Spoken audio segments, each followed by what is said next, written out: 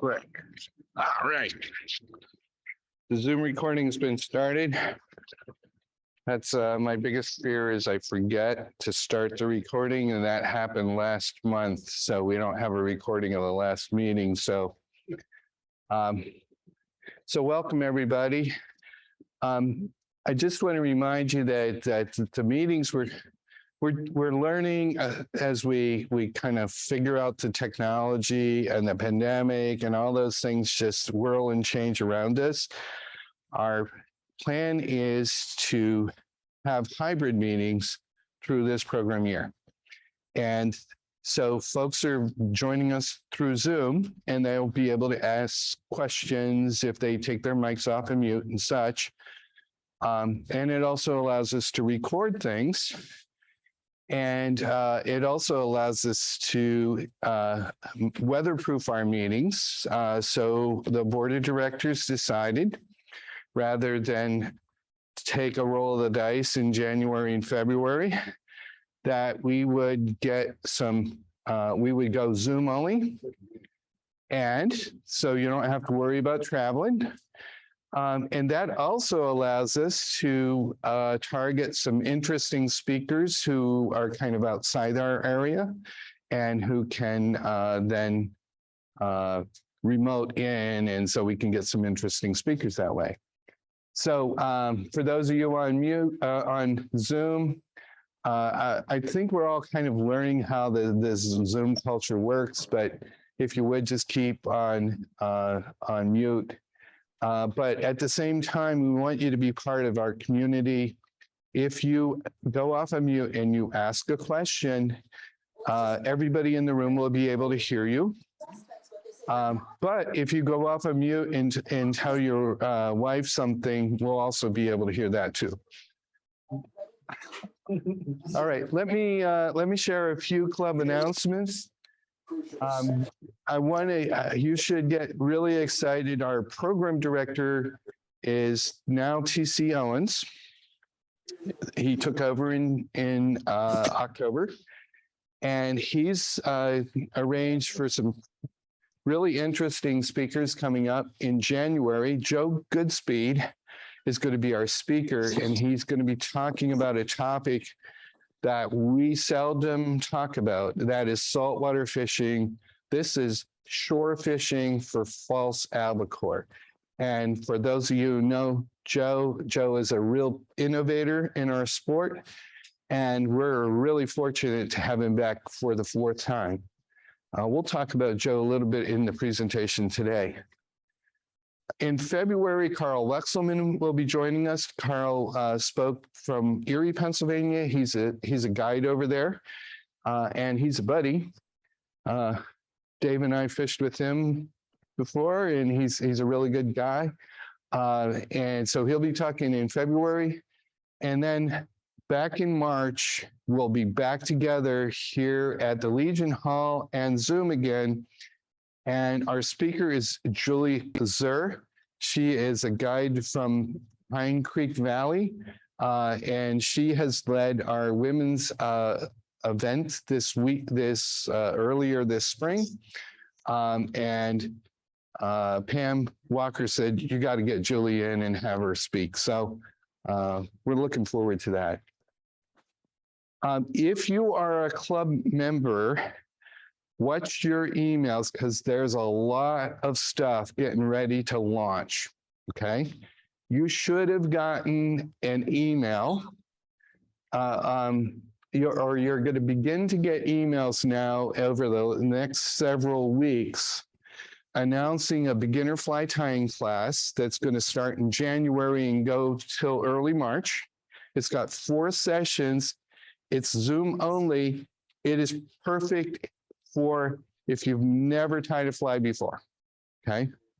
Bill, any comment? So $30 for materials. So what we're going to do, trying to hype it up a bit, we're going to be tying in the beginner fly tying class 5 flies, I think 9 or so of each type. You'll get materials, and the instructor is going to be tying with the same materials as the student.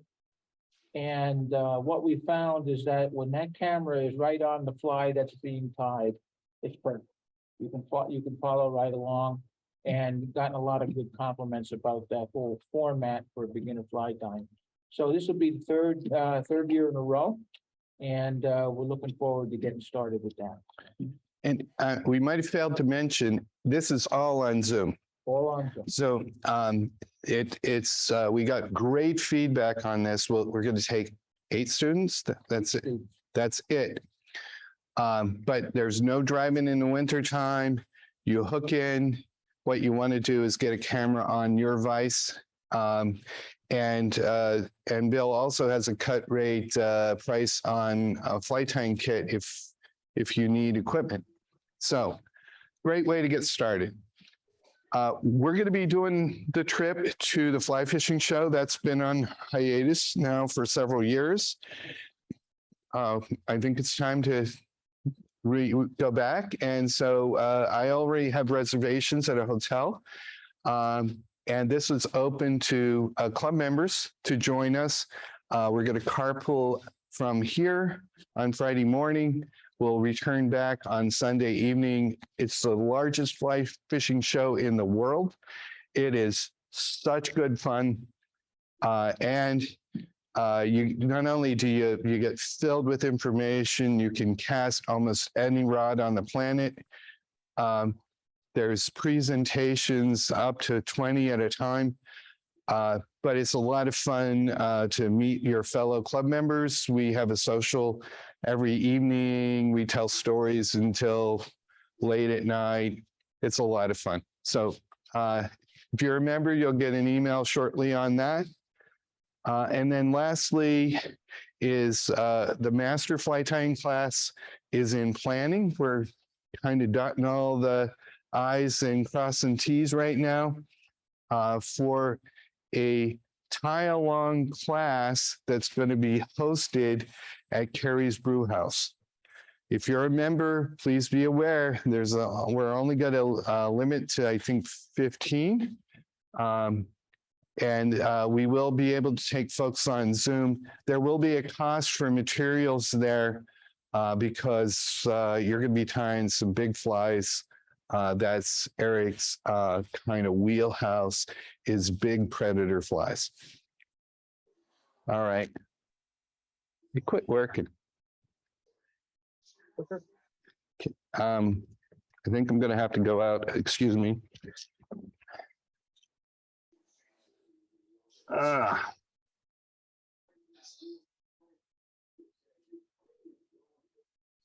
right, that's not easy. All right. You should have seen an announcement if you're on our email list that our fly fishing school registration is open. We set the date for April 22nd. It is limited space. There's about 20 spots. It's going to be at Bill's Pond. This is the second time we've run this. This is now our 20-something year of doing schools. This is our 15th school, annual school. If you know of somebody who wants to learn fly fishing or wants to learn it better, I would highly recommend you talking to them and inviting them to attend. What we have found is that the best publicity is you folks asking your buddies. That is the most effective thing you can do. So if you could help the club, help us fill this with students. And the best way to do that is to invite them to attend. Send the information to them, talk to them. If you know of somebody who's said, gee, I'd really like to learn fly fishing, or I can cast a fly rod, but I really like to get better, this is the class. The good part is now that we're at the Wirtz Pond, we can fish. So we can integrate that into the curriculum. And so we allow for a couple hours of fishing, and that just got great accolades. What did I miss, Bill? Anything? No, you're doing fine. Great. Okay. Again, that's coming up in a while, but we filled the class. So don't sit on your hands on this one if you're thinking about it. Or if you're thinking about a nice Christmas gift, this is an interesting one. All right, I'm going to switch around and let Vince talk for a moment.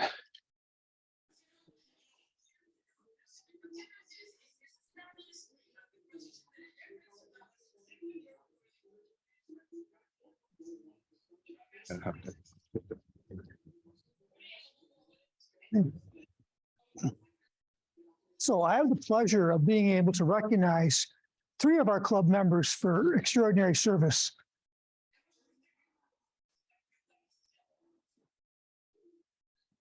Bob, come on up. I've got something to give you. That little one, yeah.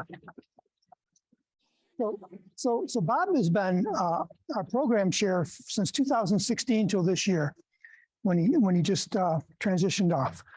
And he's had an incredible run as being the longest program chair in our club history. And when he took over, our quality of programming and speakers just went way up, really, really improved. Our membership went up. And back in 2019, our club won the McKinsey Cup Award. And that award is for the best FFI club in the United States. And no doubt, Bob's improved quality for speakers and programming had a lot to do with that. Also, Bob, in the last 2 years, has been instrumental in helping out Kirk and the team get our programs to be both virtual and hybrid, like hybrids tonight. He's had many notable speakers. I'll just name a few. One of them is Dave Rothrock, who drove up from Jersey Shore to be with us tonight. So we really appreciate Dave coming.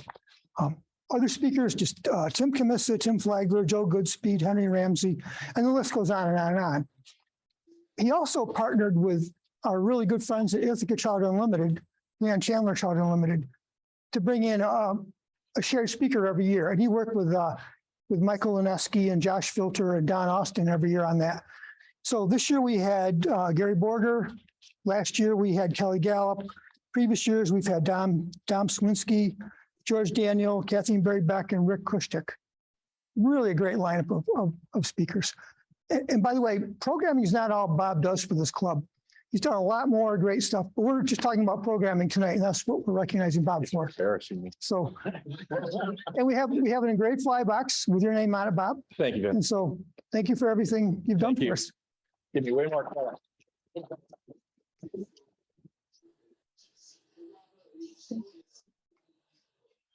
All right.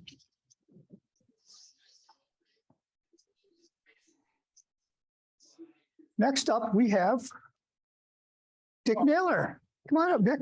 We got something for you too. You'll be sorry. Sorry. I've got to hide. Maybe we have to hide the mic. You got it. You got it. So Dick, back on October 4th, 2004 was Dick's 73rd birthday. And that's when he came to his first club meeting. 2 weeks later, he joined. Yeah. And he joined the board of directors in 2010, has been with the board ever since. He's been a past treasurer, longtime librarian, and he's led numerous fundraisers and raffles. So if we ever do a 50-50 raffle, Good, Bob. Dick's the one doing the 50-50 raffle. Yes. Dick has sold more ride raffle tickets for our club than anybody by far. I didn't know that, but that's right. It's true, yeah. Dick was the hospitality chair for what we used to call fly fishing seminars. That was our precursor to the Fly Fishing Academy. Speaking of the Academy, Dick's been a long time staff member of the Academy. He's the longtime host and chef for the Cohocton River fishing trip. So I definitely have to sign up for that one this year. You got to do it, right? I'm not sure. Okay. That's a lot. No pressure. No pressure. Okay. We may. You may. Okay. Now, Dick told me what his most proud accomplishment has been. And that is when Dick led a group of club members to go to the Bath BA. And they taught to the resident veterans, they taught them fly fishing and took them fly fishing. That was, yes, that was my accomplishment. And when that came about, I said to Kirk, I want to lead this. And we did some good for a while and then we just lacked support, but it was a great, great event for me personally. Yeah. Yeah. And then one other thing I'll mention, similarly, you went with other club members to the Elmira schools and taught fly tying to the kids. Yeah. That was fun too. So Dick, we want to thank you for everything you've done for us and also an engraved fly box for you as well. Thank you very much, everyone. Thank you. Thanks, Dick.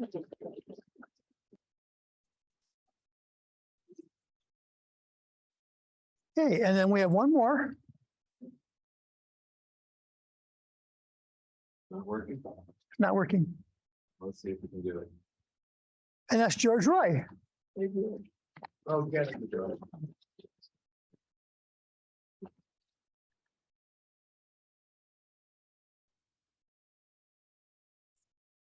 And George has been a member since 2008. And he's been on the board of directors for 12 years. He was a club secretary. He was a longtime host for the Rainbow Paradise trip that we did every year, from 2011 until just 2 years ago. So you had a long run in that. And a big job that you had was the hospitality chair for the academy. Every year we had it until this year. That's a lot of work and a big job. And then you were also a longtime volunteer at our booth at the Ithaca Fishing Day. Yep. So I want to thank you for everything you've done and present you with a fly box engraved with your name on it as well. Flies in it too. No, it doesn't have them yet, but you'll get to that, I'm sure. Okay. So Thank you. thank you, George. for everything.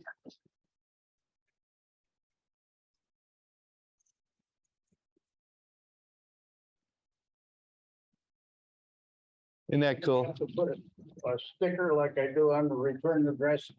Was my envelope anymore? Like, hey, That's right. So let me add my thanks to Bob and George and Dick. I've told you guys, and I'll say this, is I'm so privileged to have the best board of directors of any FFI club that I know of. We have an incredible board of directors, and it's people like you that make this club. So thank you. Thank you. All right. We ready to get rolling? I got a lot to cover here. And so TC is not able to be here. TC's got the COVID is going through his family. He had it last week. His wife has it now. He's watching kids. So the normal introduction of the speaker got excused for today. You know who I am. I thought about making some humorous things up about me, but let's keep going. I've got a lot to talk about, and I've actually thought about this presentation for about 5 years and how I'd want to share what I've learned from other people about tributary fishing to help increase your fun on the stream. That's what this is all about, is I want to encourage you on how, if you're not a tributary fly fisher now, I want to show you that it's tractable and fun. And as Joe Cambridge is fond of saying, if you would be better off taking up crack than taking up steelhead fishing, because this is very addictive. It's a very addictive thing. It's a lot of fun. And it's something that I've really grown to appreciate in our area. Our area has some of the best tributary fishing in the world. And there's literally people that travel from all over the world to fish here. We have steelhead, brown trout, landlocked salmon, the Pacific salmon in our Finger Lakes and Great Lakes. And it quit doing it. Can you click on the next slide? It's a map. There you go. Boom. Thank you, buddy. So this is just some a sampling of some of the incredible tributary fishing that are within a 2-hour drive of Corning. Okay, we have the Finger Lakes tribs, we have the Lake Ontario tribs and the Erie tribs. Okay, I'm gonna go back. Nope.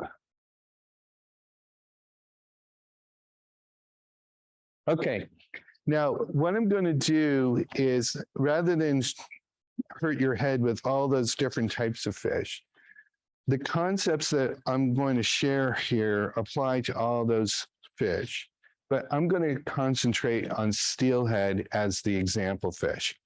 And I'm going to highlight some of the others by difference. So that title says, what makes steelhead happy? So let's start here. This is really important, is the happy fish are the ones that just came from the lake. The water is green. I'm going to show you some pictures of green water. That is, it's 1 to 2 foot viz. It's not brown. It's not clear. It's green. The flows are good. It's not high. It's not low. The light is low. We love rainy days. We love cloudy days. Steelhead are the most happy when they're not spooked by either people or other predators. And that the water temperatures are moderate. That is in the 50s. Now, one of the considerations that we have in our tribs is, because they're not so long, the fish will hold in the lake if the water is low. So if we have low conditions, the fish might not be in the stream. And they're going to wait for a rain event to come in.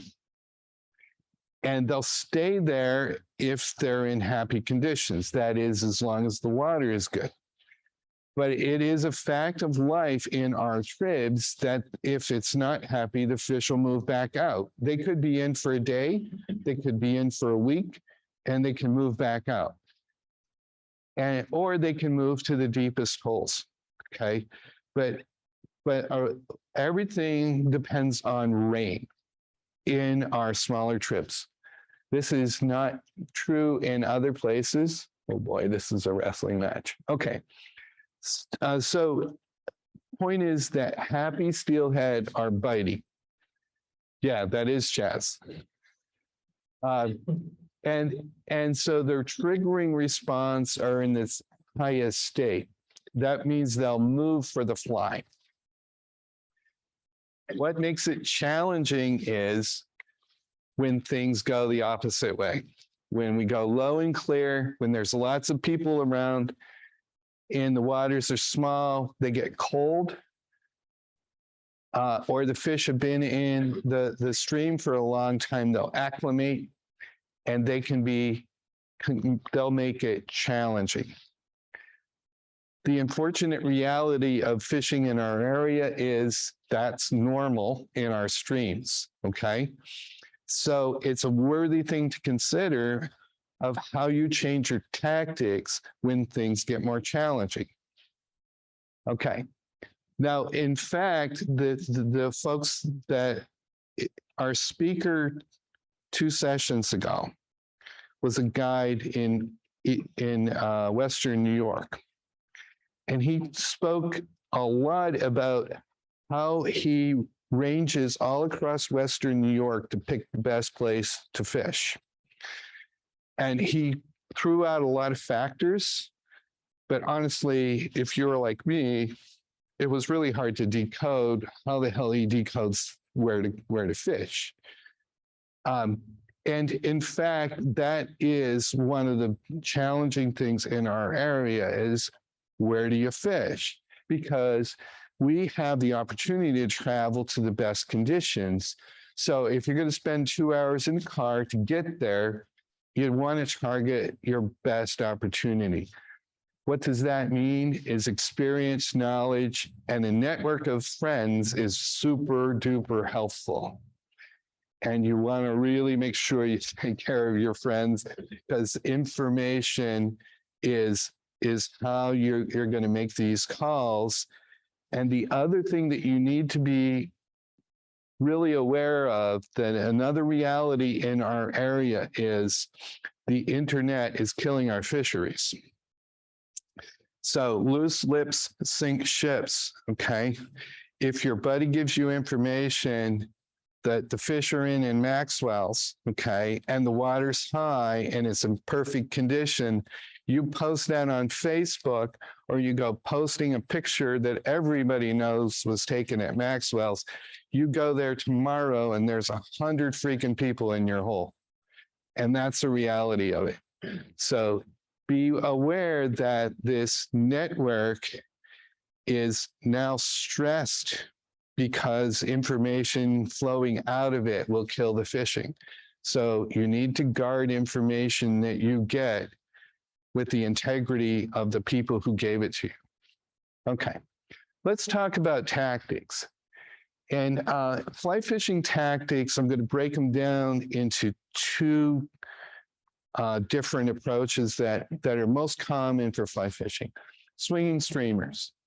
So swinging streamers is similar to swinging streamers for trout. These enable us to cover a wide area, but also to focus our flies in holding spots.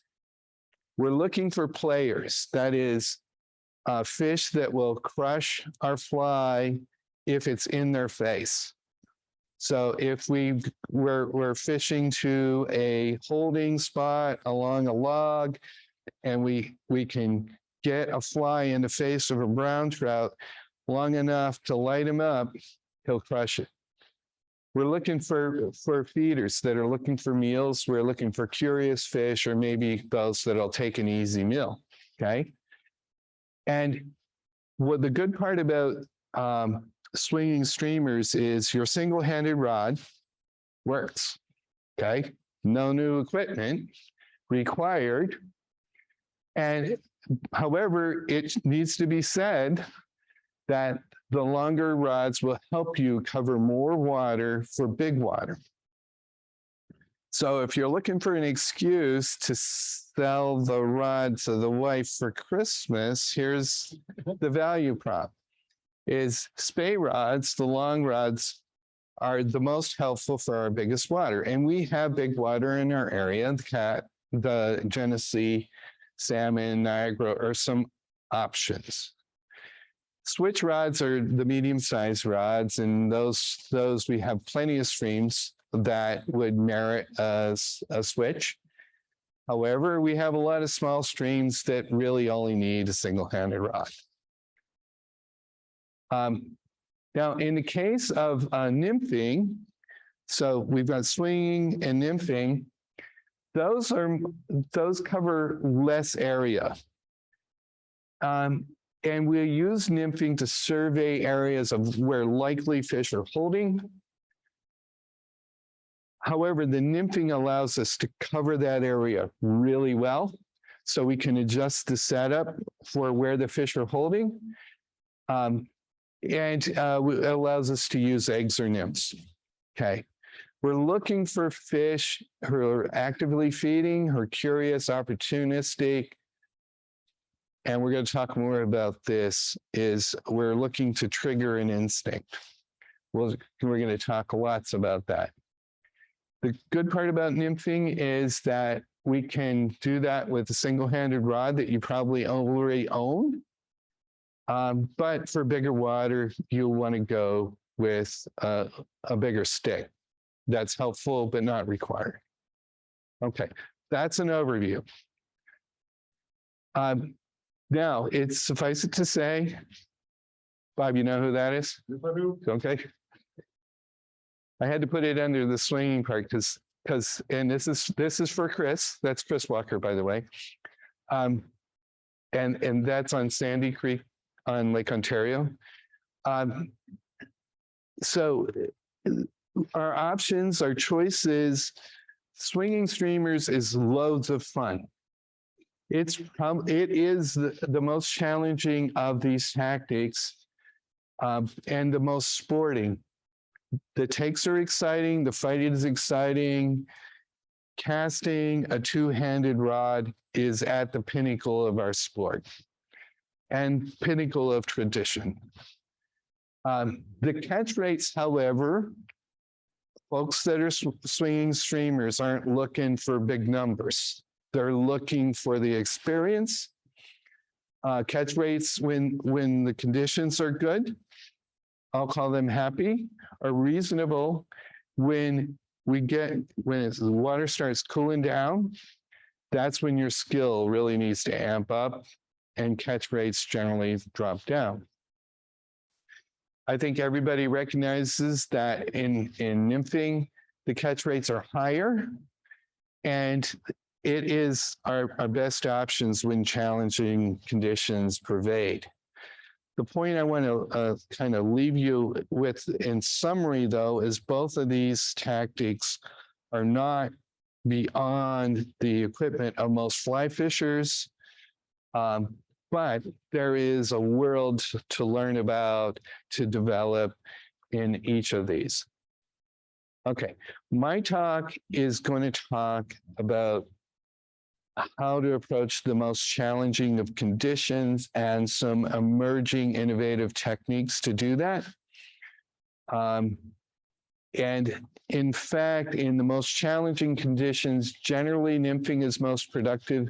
So this talk is going to focus mostly on nymphing, but it's not solely on nymphing. So don't check out if that's not your gig. Okay. Let's talk a little bit about how these fish feed. So it's important to realize that the fish naturally feed above eye level. They don't feed on the bottom. The trout feed above their eyes. And oh boy. And they will tend to move up or across if the conditions are favorable, if their metabolism is high, they'll often chase a long distance, but they're tending to move up or across for a fly. However, in the most challenging conditions, when the water is cold, when it's stupid clear, when there's loads of pressure, okay, there, they will barely move for the fly. They can hover, but if you can deliver a fly right to where they are, you can generally trigger an instinct. And we're going to talk lots about that. It requires you to get double down on perfection and really bring out the very best strike detection that you have. And we're going to talk about how we leverage that. Okay. I said some of this before, but happy, they'll chase. Often in happy conditions, bright flies, big flies, bright colors will actually amp up your catch rates. So you can trigger these guys, but in challenging conditions, it's the reverse. It's bright and big will often send them going. They'll feed with the right opportunity, but generally they want it right where they're looking, and generally they want it perfect. They like it small and natural. Okay. Now, let's talk just a bit about eggs and all these fish. They have a natural instinct to suck in an egg. I don't know why the Lord programmed them that way, but he did. But what happens is in the case of a salmon, even though they don't eat a fly, they will mouth the fly. If it's theirs, they put it back in their nest. If it's not theirs, they crush it and let it go. Who knew? Now, rainbow trout and brown trout will actually eat these things, okay? So not only do they have these instincts to put them in their mouth and crush them, but they'll eat them. Okay. So we as fly fishers can advantage this instinct. Again, in happy conditions, we can go big and bright. But in challenging conditions, we want to get it natural. And let's expand on what we mean by that. So these eggs come down the water. They're neutrally buoyant. They float with the currents. They don't sink, they don't float. They just kind of move with the current. Okay, but they move freely with the currents. So if the fish is used to the cafeteria line goes this way, and your fly goes that way, good. But if your fly goes that way, that's not food. Okay. Now keep in mind that now our flies need to be mindful of what's in the water. If you got a lot of brown trout's eggs are yellow. Salmon is still either pink or apricot. And when these eggs have been in the water for a while, if they're dead, they look white. That right now on Sandy Creek is a lethal clue of what's going on. And most of the time, the natural size of these is about 6 millimeter, a little north of a 1/4 inch. Okay, recognize that guy? Vince? Okay, let's talk about, I want to talk about nymphing a little deeper.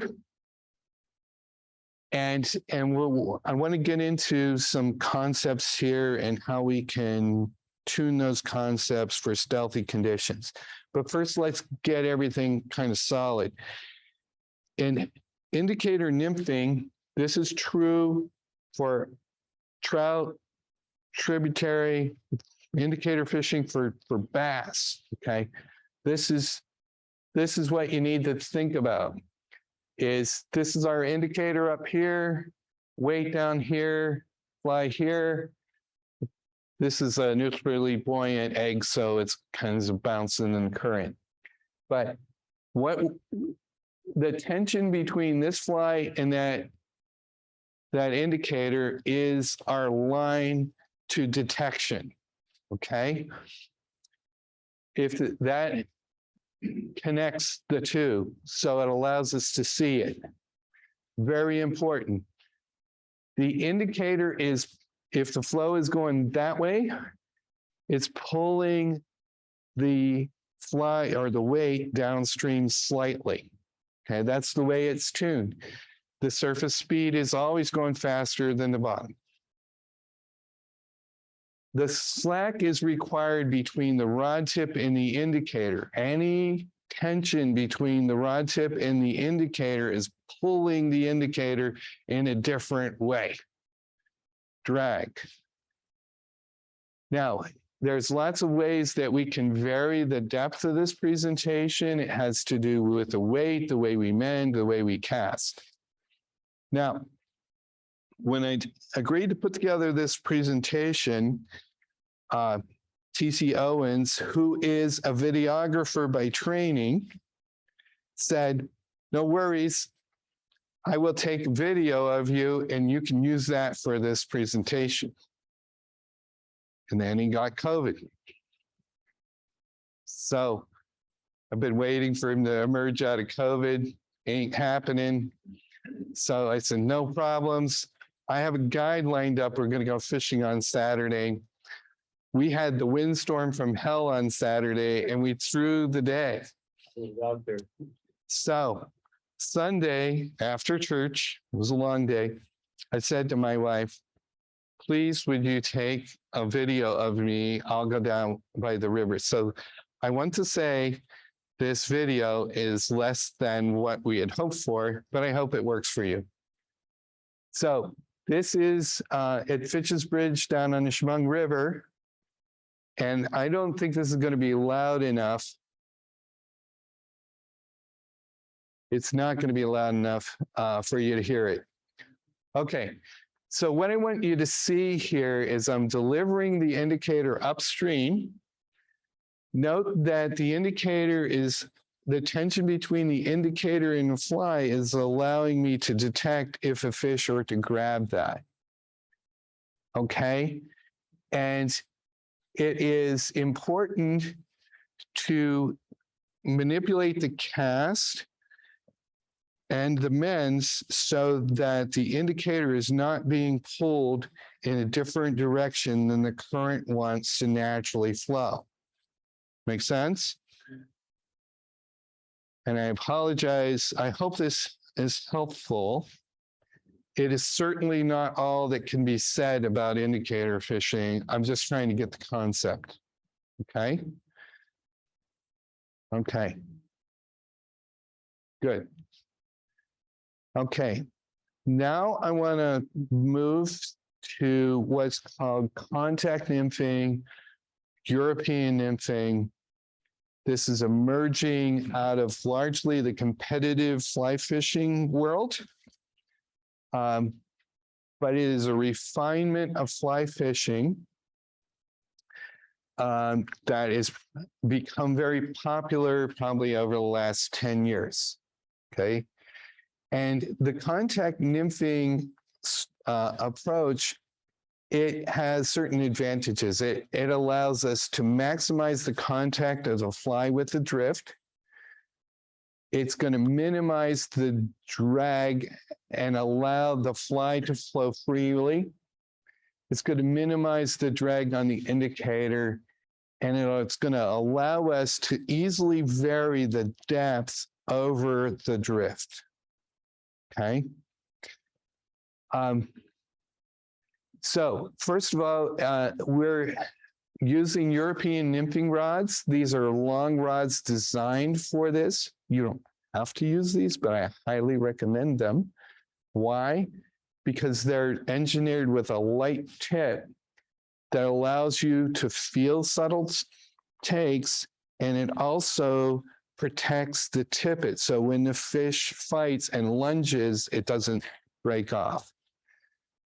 It's got a heavy butt so that you can fight the fish, but it's also engineered to be really light and balanced so that by holding it all day, you're going to have a sore arm, but it's going to be a lot less sore if you use one of these rods. So as an example,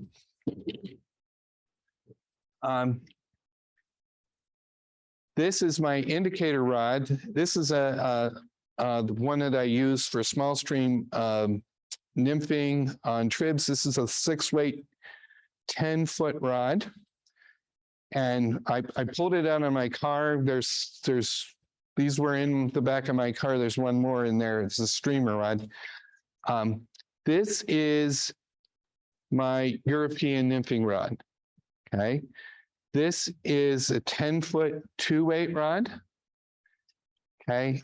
And it's designed with a really light tip.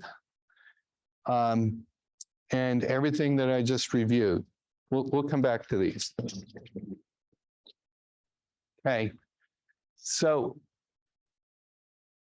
an important part of this concept is to minimize the weight between the fly and the reel. Okay, all this weight screws with the two parts. It screws with the drift of the fly, and it imparts forces here. By minimizing the weight, what we can do is leverage a cider portion of the leader, a colored portion of the leader, and get rid of a floating indicator in its weight. Okay. And the way we do this is by lightening everything up. Okay. Now, what we're doing is we're using a rod that can cast lightweight. We're literally still casting the fly with the weight. This is still fly fishing, okay? Because we're using really light stuff. But I want you to get that the strategy of this approach is to minimize all that weight. Okay, now we have had presentations in the past where Dom Swintowski talks about a mono rig. There are European nymphing fly lines. There's a lot of different strategies to scratch this itch. Super long leaders. They're all ways to enable you to do this. And I'm not trying to get into a fight about all those options. I'm just saying this is the critical part of the physics. Okay. Now, very important is in European nymphing is to minimize the balloon effect, the parachute effect of the tippet. I think we all know, I think we all know that if we drop a fly in the water, it sinks like that. Okay. You take a weighted fly, you drop it in the water, boom, it's gone. It's on the bottom. You put a tippet on it, it takes a long time. The tippet is the drag, it's the parachute that's keeping it from going down. Okay. So in nymph fishing everywhere, using the smallest possible tippet allows the fly to sink fast, always. Okay. And because it does that because it minimizes the drag, it minimizes the current interaction with our tippet. So in European nymphing from the surface below, we always go with the very smallest tippet we can possibly get. That's another reason why these tips are so flexible on the rod. Okay. And with European nymphing, we can dynamically change how the fly is drifting through the flow. First of all, by how we cast it, just like with indicator methods, by doing things like a tuck cast. So the fly enters the water first and it sinks without having all that other gingerbread holding it back. By changing the weight of the fly, and by adjusting the angles that we're holding. If we want the fly to go deep, if we hold straight up and down, the fly will go deep. Let me show you. Here we're back at the Chemung River. You won't be able to hear my commentary, but you'll be able to see what I'm doing. You can see there's a colored leader. My whole leader is colored up to the last part is a sighter that's really hard to see in this glare. What we're looking for is we're looking for the leader, just like with an indicator, we're looking for the leader to move or to jolt or to stop. Or in the case of these really light rods, we can feel the tag. I can literally feel the weight bouncing off of rocks.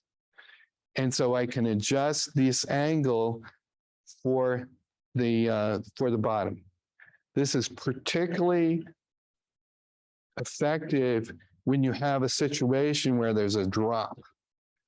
You know that fish will hold on a drop. With European nymphing techniques, I can follow a drop from 6 inches of water to 6 feet. And I can just follow it right down. Okay. So if you've got a trout-sized European nymphing rod, I would encourage you to use it for steelhead. Okay.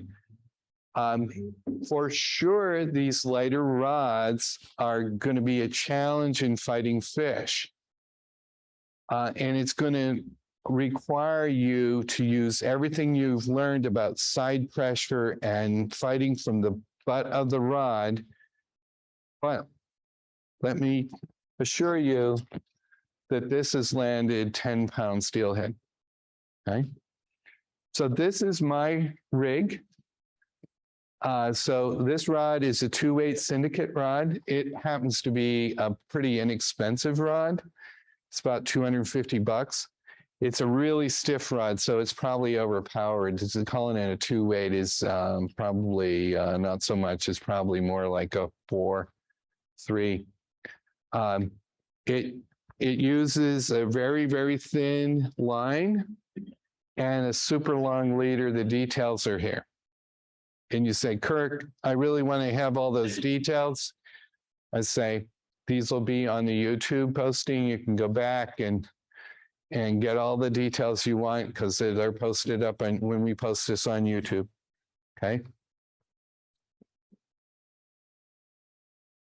Now, in fact, there are steelhead size European nymphing rods coming out. They'll help you to throw the flies, heavier flies, more weight, get longer casts. And they've got more oomph so that you can handle fish up to 20 pounds. Okay. The rods that are very popular right now for steelhead, the Thomas & Thomas Contact 2 6-weight, and more recently, the Diamondback Ideal Nymph rod is come out and is very popular for tributary fishing.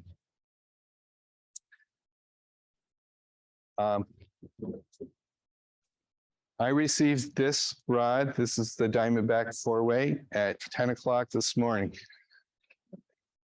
So what's interesting about these rods is they're both designed by Joe Goodspeed. We'll talk about him just in a little bit. Okay, so let's talk about how we modify these tactics for tributary fishing and how we get the most stealth out of them. So in traditional European nymphing competition style fishing, we use the flies. The flies provide the weight. Now, there is no law against using split shot on European nymphing. It is tradition that the weight comes in the fly, but I can tell you that fish key in on split shot, especially tributary fish, and when they see split shot, they know that there's something up. Okay, they will key on split shot. So it's really helpful to fish with weight on the fly to minimize those issues because the fish will key on split shot. So when we can use a 2-fly rig, now what we want to do is we want to deliver one of those flies is an egg. It wants to come down neutrally buoyant. It wants to come at eye level. So the way we'll set up this rig is we put an anchor fly or point fly down at the bottom and an egg fly up top, okay, on a dropper. And a really good choice for that point fly is a mop fly. And in chartreuse or cream is really lethal. And this allows us to present this egg so that it's neutrally buoyant, okay, with a 2-fly rig, okay? This is legal in all the Erie tribs. However, for Ontario tribs and Finger Lakes tribs, you can only use 1 fly. So we have to think about that. So how do we get to 1 fly? One way to do that is to drop shot, okay? So if you're not familiar with this rig from trout, you should learn it. You can use split shot here as a weight. You can either put it on a dropper or you can put it on a swivel. Either way will work. Swivel is make it less likely to twist. And this is not only a good way to fish with a Euro, but this also applies to indicator. All this stuff can apply to either method, okay? Okay, now where I'm going to take things from here is I want to first pay tribute to Joe Goodspeed. These methods were originally presented here at this club in 2014. And I have taken some of this and evolved it from Joe, but I want to give credit where credit is due. Joe is an innovator in our sport. By the way, Joe designed the Thomas & Thomas Contact 2. Joe designed that rod there, the Diamondback. Joe is an innovator in musky fly fishing. And he'll be talking about some innovations he's doing on albacore fishing in January. So one of the issues that Joe realized is that that tributary fish key on split shot, especially the shiny shot, there's ways to dull them down or put some acid in there and make it so they're not as shiny.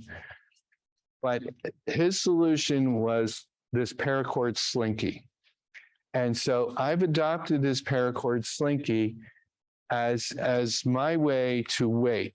And so I carry with me, this is the outfit that sits in this pocket in my vest. It has weights from 1 to 6 BBs, okay, in these paracords. I have rigged this paracord, you'll see in a moment, with a hook eye so that can snap in on the leader. You'll see that in a moment. The advantage of these paracord is that you'll be lots less likely to snag on the bottom with this paracord. And the fish do not spook on it like they will on split shot. But I will tell you, if you throw that rig in a tree, it's gone. It's really hard to get out of a tree. I make my paracord slinkies. I use big soldering irons to melt the ends, put the holes in. I start with a hook shaft that's been bent that is crimped over a BB, and I make these things myself. It's a pain in the ass. Okay, how do I use them though? Is in this drop shot approach. Now you can either use a dropper knot or put the slinky with a micro swivel, and all of a sudden you have a lot less likely rig to drop shot and get stuck on the bottom. Okay. Now we're starting to get into,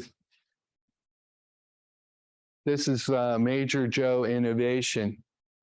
Is that we're using a lot of weight in these cases compared to trout fishing, where we might not use weight at all, use little weight. Sometimes we're fishing in some really deep or really fast water, and we need a 6 BB slinky to get down there. Okay.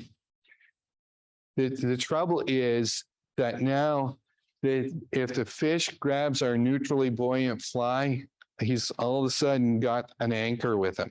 Okay. So Joe's innovation was to make this thing slide. Okay. So what he does is he puts on a hook snap. There's all the details. Okay. So that this can slide up the tippet. Okay.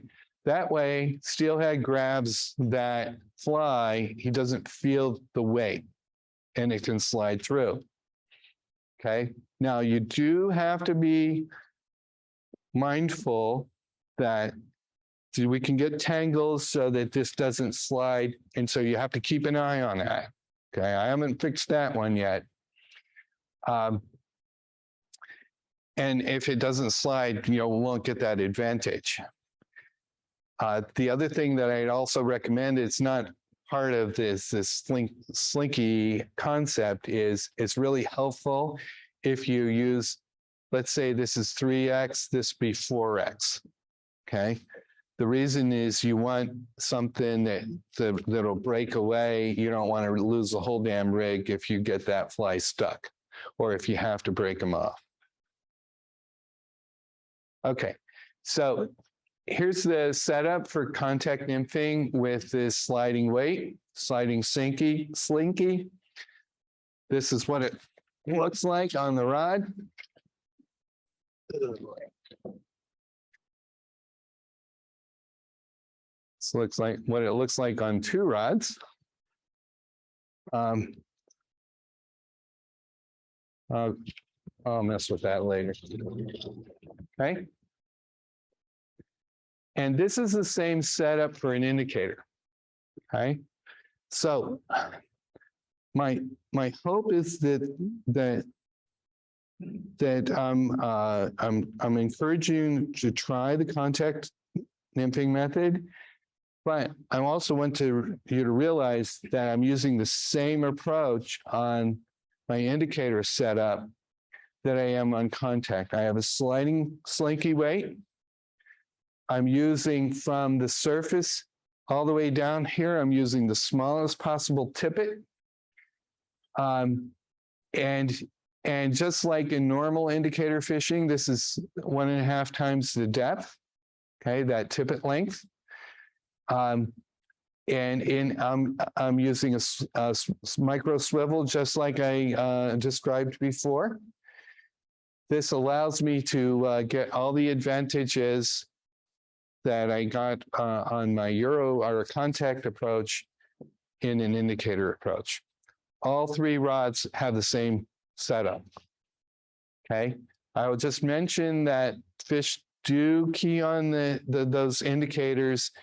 If you want to use the smallest possible indicator, because those things whacking down all the time, raining down, they get them spooked pretty quick.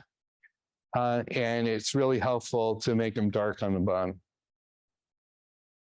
Let's talk about flies for eggs. Most of the time on my rods, I didn't really look at these, but you're probably going to find on my rods, this is the fly that I catch 70% or more of my steelhead on. This is Carl Wexelman's 3-loop pink lady.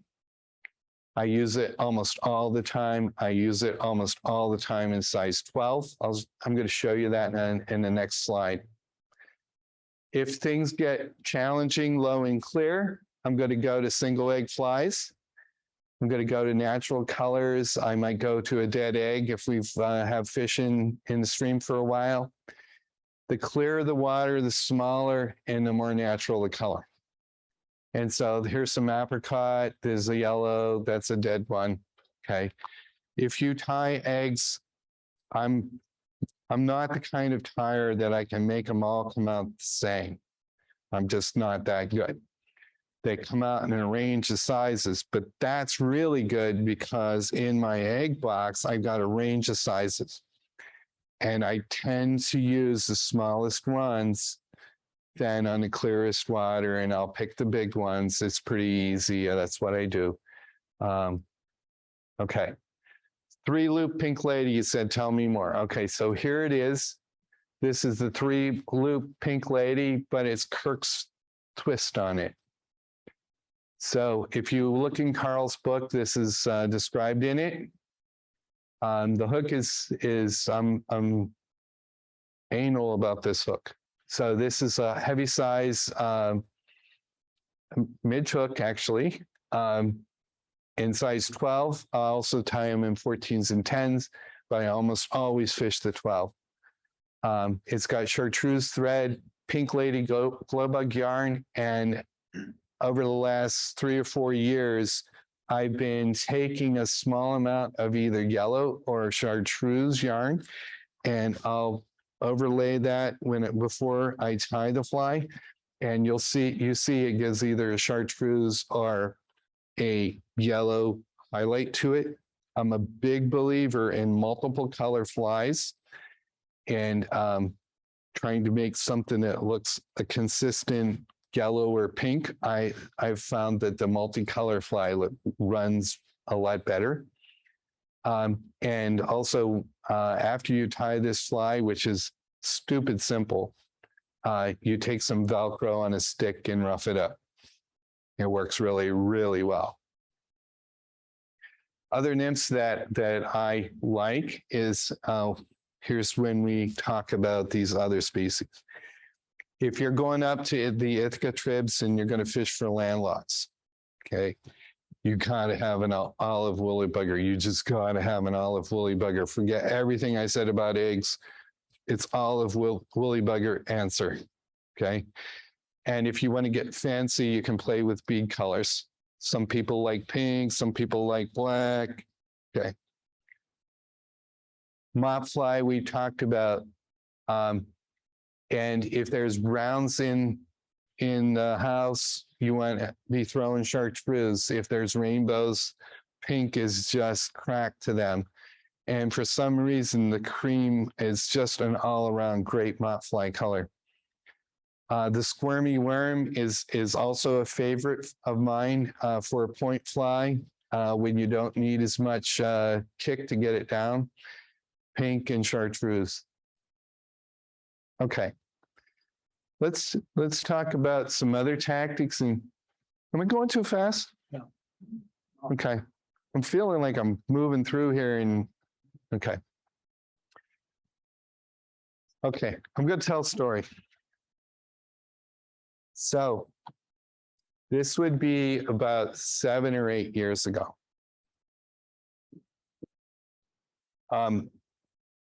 I went to Erie, Pennsylvania. I was to fish with Carl Wexelman. He was busy, so he hooked me up with another guide.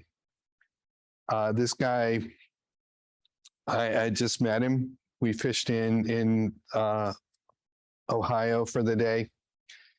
And I intended to fish the next day. My buddy couldn't stay. So I was just going to fish on Sunday and then drive home. So anyway, I got to Elk Creek and it was crazy low and clear. But here I am on Elk Creek. I was to meet the guy at noon. He said, meet me here there. And I'm looking, there's fish in the river. There's fish in the river. There's freaking people everywhere. And I'm going, okay, Kirk, what the heck are you going to do with this? Because every time you'd throw, the fish would part. It would be like Moses in the Red Sea. You know, you'd throw out there, okay. And I'm thinking, what the heck am I going to do? So I said, well, I like dry dropper fishing. And I had this stonefly in my box. Does anybody know who Don Peterbar is?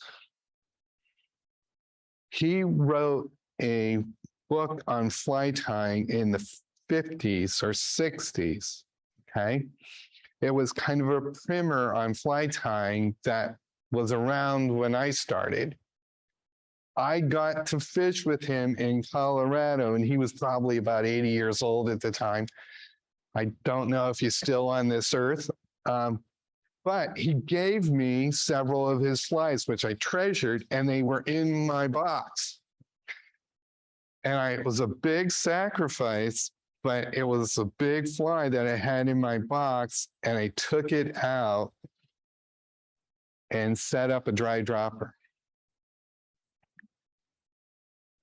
I'm fishing, and it started working. Little fly off the dropper, and I'm catching fish. Nobody else catching fish. Then all of a sudden, I'm fishing some faster water. It was kind of a nicer day. Water was moderate temperature. And out of nowhere, steelhead comes up, and he eats that yellow stonefly. And I land. So it is noon. Guide shows up. How'd you do? I don't know. I caught 3 or 4, and I caught a steelhead on a dry fly. And he said, bullshit. I was taken back. I didn't really know this guy. Said, oh, I did. I said, I kind of, these yellow stonefly, I showed him. So I decided to tag along. I was a little offended. We go down further in the stream, and it's a couple hours later, and we hit a situation that was almost identical. I put the rig back on. You know it. I got it. I got another steelhead to eat that fly. This time he's standing right there. He nets the fish. He is crazy. He's going, you caught this on a dry fly. I said, yeah. Okay. Okay. 2 years later, Carl Wexelman wrote an article for Fly Fisherman magazine on fishing for steelhead with dry flies, specifically with yellow stoneflies. Okay. I'm here to tell you that John Peterborough started that trend.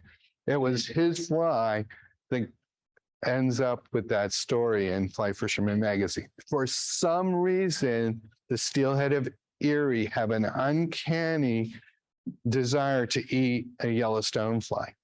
It doesn't have to be a foam stonefly. Carl talks about stimulators and such. Okay. Enough story time. Okay. Point is, dry dropper is your friend, even in steelhead fishing. Is you can use this 2-fly rig. If you're using an egg, you're going to have to put a little split shot on there to sink it. Okay. And oh, by the way, if you're fishing a Finger Lakes trib or an Ontario trib and you're in a super low flow condition where you got hovering fish, use a poly indicator and have fun. Okay. Now, I mentioned hovering fish. What do I mean by that? So there are times when these fish will just stage, and they'll stage at some position off the bottom, and I call it hovering. And so they're visible, okay? They'll stay in a group, and there's times when you could even be surrounded by all these people who are combat fishing, and those fish will hold in there, okay? But they have lockjaw if you're going in there with indicators or standard flies. Okay. If you get in this situation, here's an option for you. Is I got into, again, Erie tribs. I'm fishing with my daughter's dental professor on 18 mile. No. Was it 20 mile? What's the one that's furthest to the west? 20. I'm fishing in 20 mile with my daughter's dental professor. It's this situation. He can't get anything. It's the first time we fished together. I switched to dry dropper, really, really, really small egg. I was able to adjust my wading position so I could watch the fish. And I could see the fly in the water. These fish will come up. They will mouth the fly and spit it out. I'm telling you, they will. If it's well presented, you can watch them do it. And they'll just briefly, they're not aggressive. They just come up. But all you have to do is you see him doing that. You watch him, watch him, watch him. He's got it. I think I landed 6 steelhead that day using this technique. All of a sudden, he thought I was some kind of fish god. Okay. Now, what you want to be super duper careful of is you can watch the fly, you can watch the fish. You want to watch the fish's attitude, and you want to see him eat. If you start yanking and setting the hook when the fish get antsy, they'll get, as that fly drags over their tail, they get freaked out, and you're going to set and you're going to tail hook them. Okay, watch it go in their mouth. That's what I'm talking about. This is not snagging. This is fooling fish. And by the way, I did this I've done this for trout as well in stupid, clear conditions when things are really challenging. If you can sight fish that nymph, and certain times my eyes are getting to the point where I can't do it as well as I used to, but it is super fun. Okay. Let's talk about streamers. Here's my stealthy slide on streamers. I want to encourage you, if streamers is your gig, or even if it isn't, you should not overlook the times when streamers can be loads of fun, even in crazy challenging conditions. You want to change your approach to go with small and natural flies. So this is an example of Carl's Little Precious. It's an emerald shiner pattern. There's others. The White Death is an example. There's lots of them that will work best when the water is a little warmer, when they'll chase the fly a little bit more. But if you're wanting to fish streamers, if that's really kind of your approach for the day, I want to make sure I don't talk you out of it. Now, I've done a lot more work in innovation and so forth on the contact approach, and that's what I wanted to share with you, because that's not available in a lot of places. But streamer fishing, absolutely. So here we go. That's it. You've survived. What did I miss? What can I do better?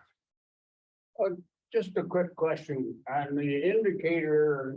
Is there an advantage with the black bottom?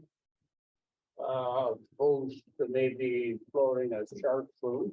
Yes. So with the indicator, yeah. So fish that have been fished over a lot will tune into indicators coming across. Okay. And so if you use a brightly colored indicator, if you throw it down, they're going to they can key in on that. I'm not saying they all will, but having a dark bottom is helpful. Going with a small indicator is helpful. I think we're all aware, for trout fishing, the first person through on a drift for the day has the best opportunity, because those fish aren't acclimated, they're not spooked. But with indicator fishing, for example, that indicator smacking down on the surface is really going to alert those fish. And so we need to be mindful, if somebody just fished through and with any kind of rig, it's best to rest that water and let those fish. But be mindful of what your indicator is cueing on that fish. And the European nymphing tactic doesn't have that smacking down on the water. It's really lightweight, so it's low. So if you've got two people fishing, you want to have the Euro guy. Here's the choice: is the Euro guy is going to not spook the fish as much as the indicator guy is.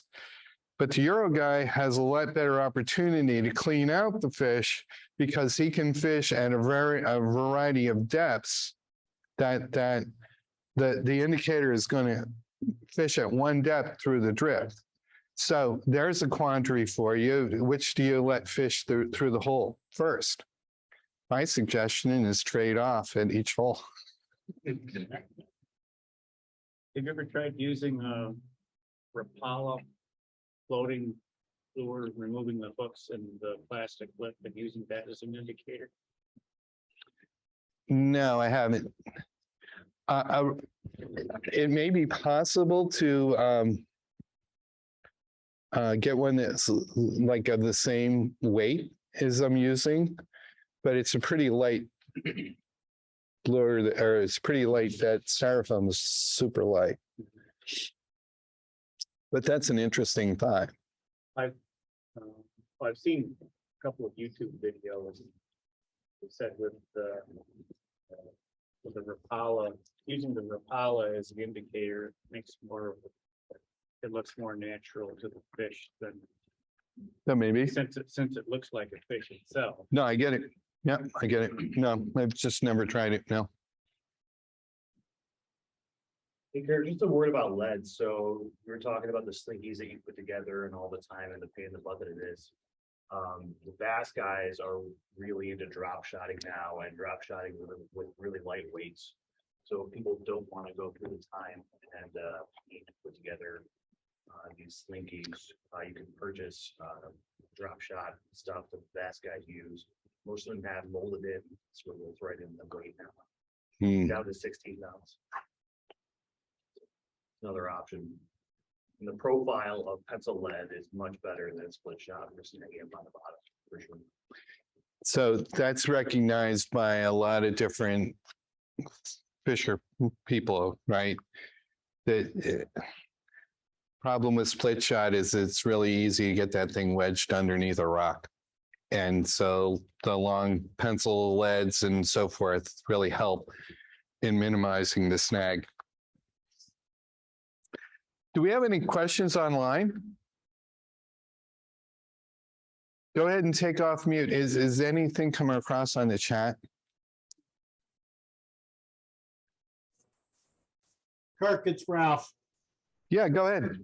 I know I just sent one in by the chat, but it appears that you're a little partial to Joe Goodspeed rods, but what about Echo and Cortland? They both make a good mid-priced nymph rod. Yeah, so I haven't had a chance to fish a range of rods. I know that there's a lot of different options out there. And I honestly don't know a whole lot about how they compare. Now that I've got these, the two Diamondback is my first opportunity to really dig deeper. One of the things I would say is that my syndicate rod is a cheap way to get started. It was $250 rod, but I didn't buy it because it was the best rod. I just bought it because Ethan Law said, hey, buy that rod, it's pretty.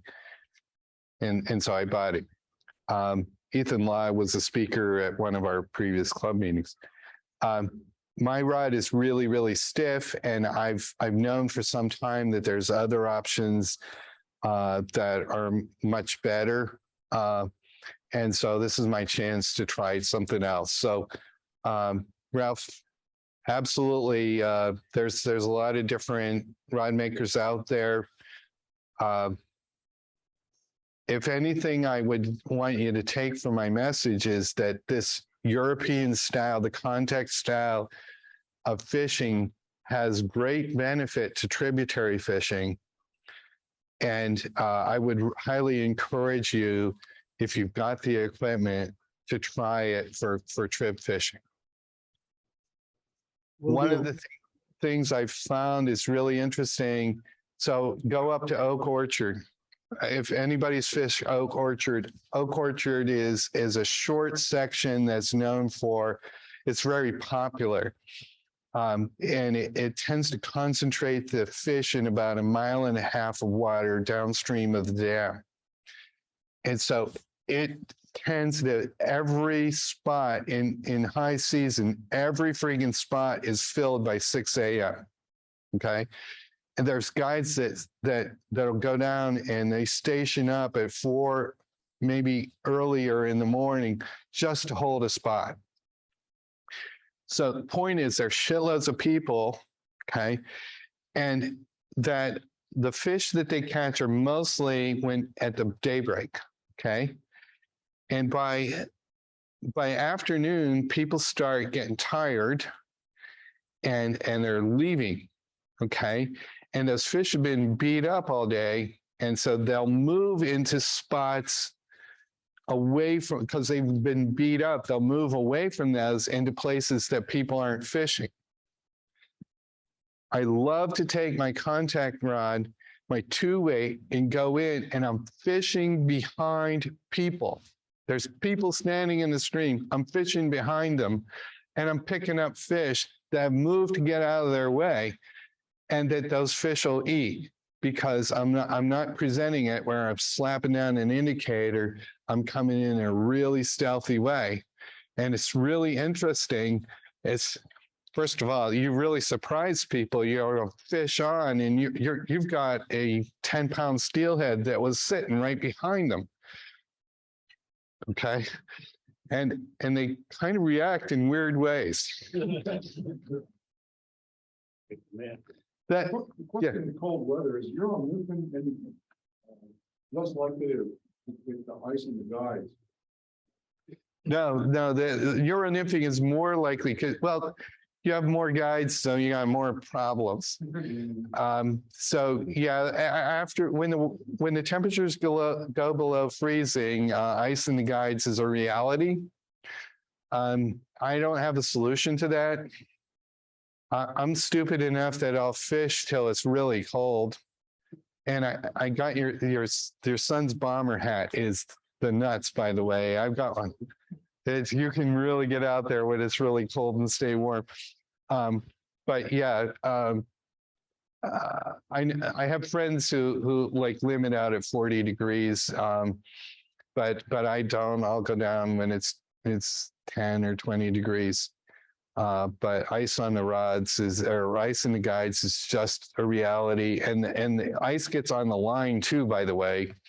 And you have to break it off, and it's part. How do you adjust the cider for the depth of the water? So one of the tippet length, so you like to avoid getting the cider in the water because it imparts drag, but it's not a lethal problem. So if some reason I've got a tippet that's this long because I've been fishing in water that's that long and suddenly I'm in a deeper area, some people would change that tippet. I'll just go ahead and fish the cider deep, okay? It's, lightning does not strike you, right? Because that method allows you to adjust for depth. Okay, you just eat a little downside because you've gotten a little bit of the leader in the water. So I don't freak out about that terribly much. But to answer your question, if you suddenly were fishing in shallow water, knee-deep water for a long time, and then you get into waist-deep water, what you do is you lengthen out the tippet. Okay. And so if I'm in that situation and I do it all the time, I just add more tippet. And I've got a knot in the middle and I'll use a bled knot. The benefit of the bled knot is that it keeps that weight from sliding all the way up. So it kind of constrains where it's going to hold. So I don't mind it, but that's what I do. Yeah, go ahead. You mentioned the fishing is better when they're just coming into the tributary, but is there a different tactic for spring fishing? Is there a different tactic for spring when, like in the case steelhead's been there for several months? Right. No. The good part about in our area is if you're in the Finger Lakes and those steelhead haven't been harassed between January 1st and opening day, it's just like having fresh fish because they haven't been pressured that much.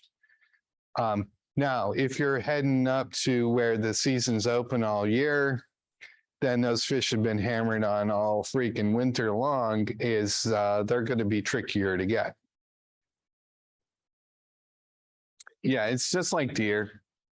I mean, it's just like any other prey predator thing. They've just been harassed. And they're a lot less wary if they haven't been harassed. Just a comment about the length of the material between the cider and the line. You got to keep in mind, one of the ways that you can really address that is by controlling the angle of drift, so that even if you have a long tippet, and generally I do, what I'll do is that when I get shallower water, I'll make that cast. And you got to keep in mind, I can really control that angle of drift a lot. Depends on what you do with that rod tip or what you don't do with that rod tip once you execute the cast. If you hold that rod tip in position, immediately things can bring things down. And now all of a sudden you got a much steeper angle of drift. But if you start moving that rod really quickly after the presentation, then you can really control that angle and keep it as shallow as you want. So let me play. So for those of you online, you might have seen that. So Dave Rothrock's in the house, and his comment. Oh, we got a dog in the house. What's that? I got you. Okay. Dave made a comment on the angle being important to the depth. And I was remiss to say, so I hope that you can see the connection between what I've said and your trout fishing approaches. If it's not relevant and not clear, you're missing the whole point. Is these physics are the same ones we're dealing with when we're trout fishing, strike detection, all those are all critical. I need to also mention that if you don't know, Dave was one of the innovators in trout nymphing. He wrote on multicolor leaders in fly fishermen decades ago. Okay. And so when people talk about all these innovations came out of competition, I think that whole point is misplaced.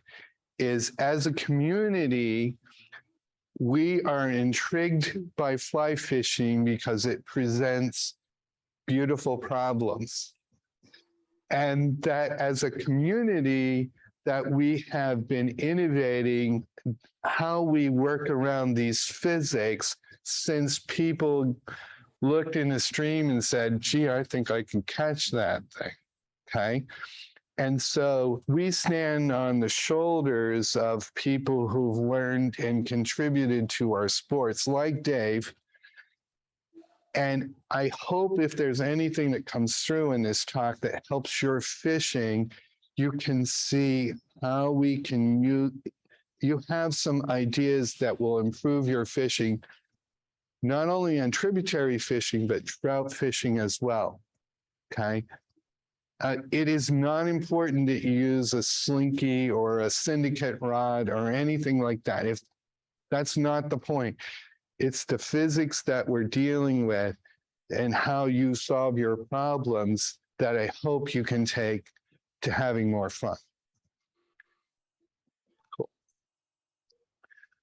Any other questions online? No, Kirk, but thank you, Doug here. Great presentation. Hey, well, glad to have you all here. For those of you in the house, what we'll do is once we cut loose the virtual people, you're free to hang around. I have some rods up here. I can talk. We will have to break down the equipment at some point, but feel free to have a beer, stay and chat. The reason that we kind of moved the start of the meeting earlier is to provide some social interaction time. And we realize that we're all part of a fly fishing club because we want to learn about this sport, but we also like doing it and learning in the community. So I hope that you'll hang around and have a beer and talk to one another. And if you have some more questions, come on forward. But I think we'll put a lid on the formal part of this. I'll turn the recording off and we can keep talking.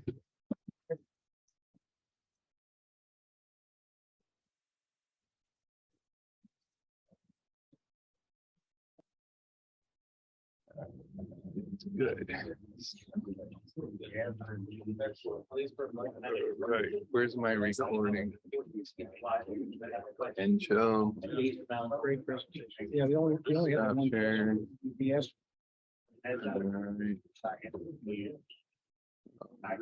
Oh, we had a bunch of people.